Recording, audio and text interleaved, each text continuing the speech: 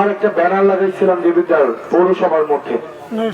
তো ব্যানার লাগানোতে ঈদের আগের দিন এই ব্যানারটাকে বিএনপির কয়েকজন রাজনৈতিক হচ্ছে যেগুলো হচ্ছে বকে যাওয়ার নেতা, এর মধ্যে একজন এখন ইয়াবা ধরা খাইয়ে সেনাবাহিনী ওরে জেলে ঢুকাইছে, আর কিছু জন আছে পুরাতন।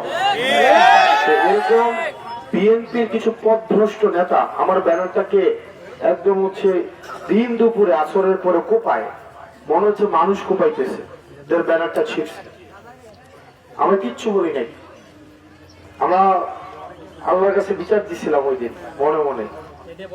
তো আল্লাহ এমন বিচার করছে, 1 বছর না ঘুরতেই আল্লাহ এমন ব্যবস্থা করে দিছে। গত বছর আমার ব্যানারটা কোপাইছে, আর এই বছর দেবিদ্বারের কোন জায়গায় তাদের একটা ব্যানার লাগানোর কোন সক্ষমতা নাই।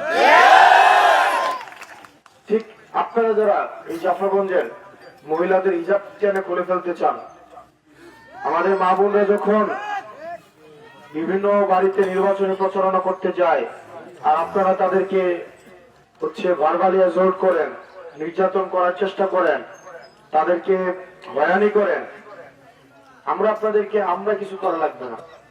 আপনারা জালিমের ভূমিকা অবতীর্ণ হচ্ছেন, যাদেরকে মজলুম বানাচ্ছেন।